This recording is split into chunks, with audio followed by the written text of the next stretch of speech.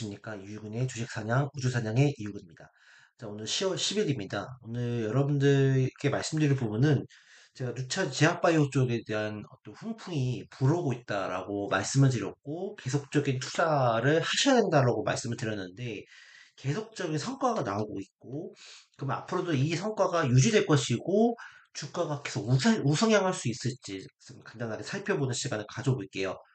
오늘은 리가켄바이오의 좋은 뉴스가 있었죠. 일본의 이제 오노공업, 오노약품공업 회사에 ADC 기술을 이전했다라고 하면서 패키지 딜을 했다고 합니다. 이 말은 플랫폼에 대한 기술과 또 그 물질에 대한 그 기술 두 건을 같이 이제 패키지에서 딜을 했다는 얘기가 됩니다. 일본의 오노약품공업이라는 회사는 뭐 여러분들이 제약바이오에 관심이 없으시면 모르시긴 하겠지만 그 나름 세계의 그 1위 면역 항암제로서 1위로 공고히하고 있는 이 키티루다에 이어서 2위 정도 되는 옵디보라는 물론 옵디보는 BMS랑 같이 이 회사랑 같이 이제 연합을 해서 만든 약품인데 그 세계 2위에 해당하는 거의 면역 항암제를 같이 만든 나는 유명한 저력 있는 일본의 제약회사거든요. 온유약품 공업에 ADC 기술을 전환했다라는 부분입니다. 그래서 이것도 심지어 이제 비임상 단계인 임상 단계인 물질 하나 LCB97과 또 ADC 플랫폼 컨주 RTM이라고 하는 걸 같이 이제 기술을 전환했다고 합니다. 그래서 일단은 뭐 온유약품의 경우에는 최대 7억 달러 정도, 9,400억, 1조 정도 되는 거죠. 1조 원의 마일스톤을 지급할 수 있고 어, 오작품은 또 이거를 ADC 후보 물질을 개발할 수 있는 특정권을 획득을 하는 거죠. 그래서 이제 이 니가켄바이오 같은 경우는 이미 이제 이전에 암젠에도 기술 이전을 했었고, 여러 가지 이제 ADC에 대한 후보 물질이 굉장히 많은 회사예요. 그러니까 ADC라는 게 그럼 도대체 뭐냐라고 우리가 생각을 해볼 수 있겠죠. ADC는 제가 여기 또 중산층의 삶 네이버 블로그를 제가 그냥 인용을 해보고 있는데요. 좋은 그 정보를 잘 공유해 주셨어요. 중산층의 사람님 감사합니다. 일단은 ADC라는 거는 이제 안티드롭 컨주게이트를 해서 이제 항체 약물 접합을 말하는 거거든요. 그래서 항체와 이 약물 독소라고 하거든요. 이게 결합이 된 거예요. 그러니까 이 항체라고 하는 것과 안에 독소가 결합이 돼 있고 그거를 이제 이어줄 수 있게끔 링크가 되어 있는 결합자가 있는 상황이거든요. 이것의 역할은 뭐냐면 이제 우리가 1세대, 2세대 항암제 3세대까지가 있거든요. 1세대는 화학항암제. 우리가 옛날에 뭐, 암 걸리면 치료받을 때 머리 빠지고, 막 토하고 막 그러잖아요. 그러니까 이게 무슨 말이냐면, 항암제를 투여받으면서 정상적인 세포까지 같이 죽이기 때문에, 그래서 이제 굉장히 힘들어 할 수밖에 없는 상황이고, 2세대까지 표적항암제라서 이제 그 어떤 특정 암세포만 표적으로 해서 침투하는 거. 3세대는 면역항암제라고 해서 이제 면역력을 같이 끌어올리면서 같이 이제 그런 항암을 할 수 있게끔 정상적인 세포가 암세포를 공격할 수 있게끔 힘을 키워주는 역할을 하는 거거든요. 근데 이 ADC 같은 경우는 약간 유도탄 같이 특정 그런 그 암세포에만 공격할 수 있게끔 역할을 해주는 거예요. 그래서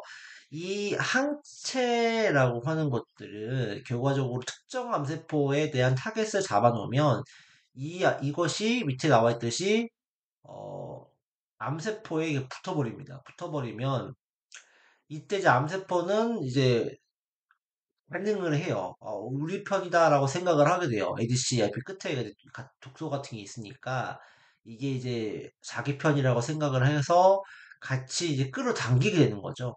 그랬을 때 이 항체와 독소 사이에 이어진 링커가 이 발현이 되면서 딱 부착이 되고 그것이 암세포에 들어오면서 녹게 됩니다. 링커가 녹게 됩니다. 녹게 될 때 이 안에 이 항체에 있던 이 독소가 나오게 돼요. 나오면서 이 항암제를 정밀 타격하는 거죠. 그래서 이거 유도탄 미사일과 같다라고 또 신한투자증권의 엄민영 연구위원은 그렇게 말씀하시는데 그렇게 해서 암세포에만 역할을 해서 제거할 수 있는 어떤 그런 역할이기 때문에 이게 굉장히 앞으로 이 항암제 시장에 있어서 굉장히 프라이머리티를 가져다 줄 수 있는 이 상황이 됐다. 이렇게 좀 바이오 업계에서는 보고 있습니다. 그래서 이 ADC 치료제가 더 각광을 받을 수밖에 없다. 실제로 ADC 치료제에서 지금 선두를 달리고 있는 다이치 장교와 아스트라제네카가 만든 에너투라고 있습니다. 이 에너투가 지금 이 ADC 치료제를 이제 시장을 독점하고 있고 지배하고 있거든요. 근데 이제 이 리가켄 바이오는 어, 이 ADC에 대한 뭐 기술과 물질이 굉장히 많은 또 회사이기 때문에 암젠에도 기술 수출했고 또 일본의 오늘 약품 공업에도 기술 수출했고 앞으로도 더 많은 회사와 또 기술 수출과 임상을 더 진행하면서 이 회사의 발전이 더 유망해질 수 있겠다라고 볼 수 있는 거죠. 그렇기 때문에 오늘 이제 온유약품 공업과의 이 기술 이전 체결은 어떻게 보면은 그러니까 기술 수출로 인한 재료 소멸이 아니라 새로운 어떠한 ADC 치료제에 대한 어떤 어, 성장의 신호탄을 어떻게 보면 제공해줬다 이렇게 볼 수가 있을 것 같아요. 그래서 일각켄바이오가 이 장 초반에도 신고가를 갔다가 이 뉴스가 발표되면서 살짝 떨어졌다가 다시 이제 장 막판에 말아 올렸단 말이죠. 그러니까 제가 봤을 때는 만약에 오늘 이게 제루소멜이었고 끝났다고 했으면 오늘 오후장에서 완전히 밀려버렸어야 되는데 그렇지 않고 버텨줬다는 거는 그리고 심지어 오늘 또 투자 경고 예고도 있었어요. 내일은 투자 경고가 되긴 하겠지만 그럼에도 불구하고 이렇게까지 강하게 움직였다는 거는 그만큼 강력한 모멘텀이 자리 잡고 있다. 성장성이 더욱더 담보가 된다라고 판단할 수가 있기 때문에 어, 주가가 좀 신고가를 계속 갖고 당분간도 계속 좋은 모습이 나올 수 있을 거라고 생각이 듭니다. 에이드씨가 이제는 좀 다른 항암제 시장에서도 바이오가 다 각광을 받고 있으니까 중요하겠지만 이 ADC가 좀 커질 수밖에 없다. 아이테오전도 머크의 키트로 나와 ADC로 갈 수 있다고 하고 있잖아요. 그러니까 ADC는 굉장히 앞으로 굉장히 파이가 커질 수 있는 그런 치료제 시장이다라고 플랫폼이다라고 볼 수가 있을 것 같고요. 그 다음에 추가적으로 오늘 이제 한올 바이오 파마도 오늘 급등을 했어요. 한올 바이오 파마 같은 경우는 뭐 뉴스상에는 크게 나오진 않았지만 이제 뭐 한올 바이오 파마가 원래 이제 임상을 이제 희귀질환 치료제라든지 중증 근무력증 치료제 같은 그런 임상을 원래 하반기에 진행하려고 했다가 이게 결국에는 이제 그 하반기에 발표를 못했어요. 미루겠다고 얘기했어요. 그래서 이게 이제 내년 상반기 이제 결과적으로 진행이 될 텐데 중요한 거는 어쨌든 이제 하반기이면서 지금 4분기로 접어들었기 때문에 이 임상에 대한 어떤 기대감들이 이제 서서히 발현될 수 있는 시기다라고 볼 수가 있어요. 그래서 오늘 이제 한화바이오 파마가 급등했다고 볼 수 있는데 제가 한화바이오 파마를 사실 어 9월 달에도 말씀을 드렸고 그죠? 그리고 10월 달에 제가 한 번 더 한화바이오 파마를 말씀드립니다라고 했잖아요. 9월 달도 못 가고 10월 달도 못 갔어요. 그래서 참 마음이 좀 쓰라렸는데 오늘 급등을 해서 다행이라 생각이 들고요. 하나바이오파마에는 어쨌든 간에 뭐 실적이 괜찮은 회사고 또 미국의 또 이뉴번트하고도 굉장히 좀 이렇게 제휴를 하고 있기 때문에 저는 이제 4분기부터 이 한노바이오 파마 움직임도 주목해 봐야 된다는 입장을 가지고 있습니다. 그래서 거래량이 나온 양봉이라 내일 한 번 더 올라갈 수 있겠지만 조정이 나올 수 있어요. 그 조정 시 여러분 매수해서 하셔서 모아간다면 충분히 연고점까지 돌파하는 모습이 결국 나올 수 있을 거라고 보여집니다. 그래서 따라가지는 마시고 어쨌든 여기 앞에 있는 이 매물대가 굉장히 좀 두꺼워요. 여기서 소화를 어느 정도 해야 되기 때문에 내일도 올라갈 수는 있겠지만 어, 뭐, 갑자기 내일 뭐 상한가를 간다는, 이렇게까지는 못 가기 때문에, 그런 부분들은 착안해 주시고, 저기, 조정 나왔을 때, 매수해 주시면 약간 하면 좀 좋을 것 같다. 실제로 제가 한화바이오파마를 10월 달에 제가 말씀을 드렸잖아요. 그래서 오늘도 11% 결국에는 수익이 나는 모양새고 9월 달도 한화바이오파마 말씀드렸는데 4만 원대 말씀드리고 못 갔잖아요. 오늘 4만 원 돌파 안착하면서 수익이 나게 됐는데요. 좀 기쁘게 생각을 하고요. 한화바이오파마는 앞으로도 계속 주목해 봐야 될 것 같다. 하지만 이 매물이 좀 있어요. 쌓여 있는 것들이 있어요. 그렇기 때문에 이걸 좀 소화하는 과정이 필요하니까 조금 기다려 보시고 매매해 주시면 되겠다. 그러면 이제 이런 종목군들 부담이 된다면 이제 약간 이제 스몰캡 정도로 봤을 때 GI 이노베이션 같은 종목군들도 이제 자리를 좀 만들어 가는 과정이 있고 GI 이노베이션 같은 경우는 유한행의 이제 알레르기 치료제 관련 이제 내용을 이제 수출을 했잖아요. 기술 수출을 했잖아요. 그래서 어 GI 이노베이션이 조금 모멘텀이 좀 나올 수 있는 상황들이지 않을까라고 생각이 들고, 그다음에 에이프릴 바이오도 좀 우상향할 수 있는 부분들이 나올 수 있을 것 같아요. 뭐 계속 제가 말씀드렸던 종목군들입니다. 오늘 처음 말씀드리는 거 아니에요.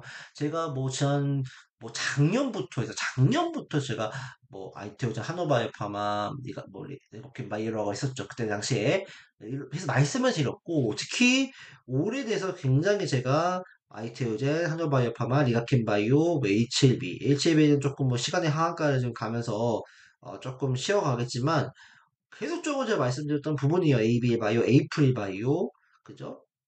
그래서 좋은 모습을 지금 보여주고 있는 상황들이기 때문에 꼭 잘 참고를 해주시면 좋을 것 같아요. 그 다음에 좀 내일 같은 경우는 이제 아이테오젠이라든지 그다음에 네가 저기 유한행의 흐름도 굉장히 좀 중요하지 않을까라고 생각이 듭니다. 유한행도 내일 한번 연고점을 넘을 수 있는 상황들이기 때문에 조정 시 여전히 매수 관점으로 봐도 괜찮지 않을까라고 전 생각을 한다. 그런 말씀을 또 드리겠고요.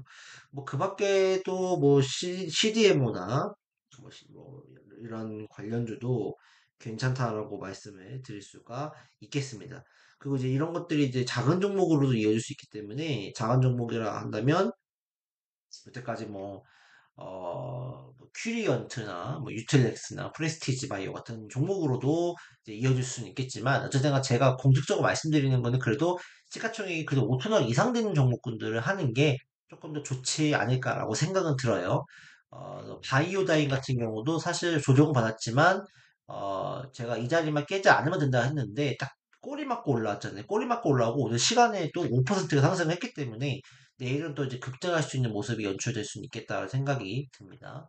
그래서 제약바이오에 대한 투자는 아직까지 늦지 않았습니다. 아직까지 늦지 않았는데 이제 달려가기 시작한 단계이기 때문에 만약에 지금 여러분들이 관심을 놓쳐버리고 반도체에만 여러분들 너무나 이제 국한되어 있다면 여러분들 이 4분기가 너무나 어려울 거예요.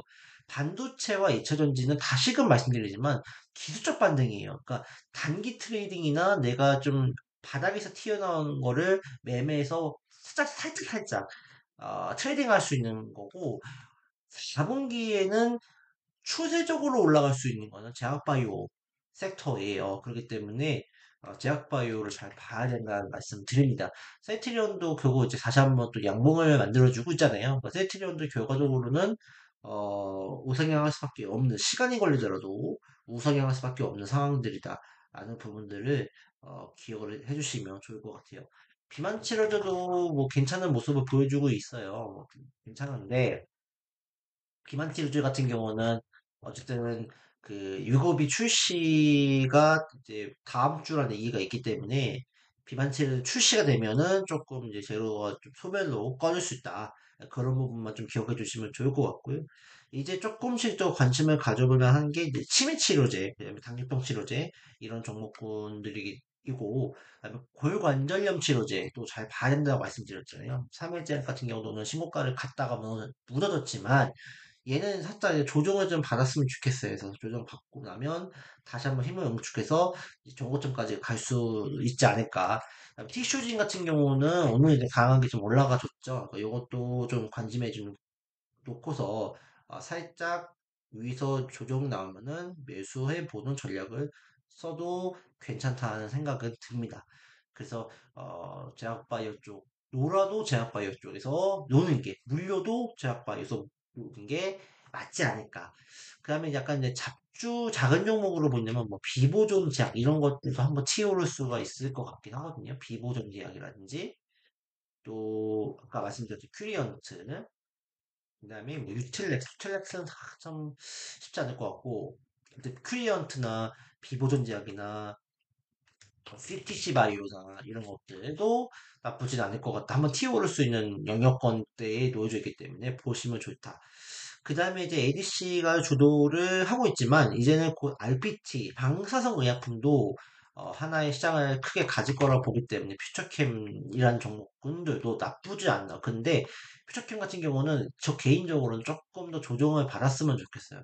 지금 접근하시지 마시고 일단은 조금 조정을 좀 받은 다음에 접근을 해보시는 게 좋겠다. 차라리 그럴 거면 SK바이오팜을 누리시는 게 낫다. 그 다음에 원료의약품에 대한 부분에 있어서 ST팜. ST팜이 여러 가지 또 이 재료가 있습니다. ST팜도 여전히 괜찮은 모습 보여줄 수 있겠다라고 생각이 들고요. 그 다음에 그 비만 치료제에서는 한미약품 같은 경우는 이제 조금 보유해도 괜찮지 않을까라고 생각이 들어요. 그 다음에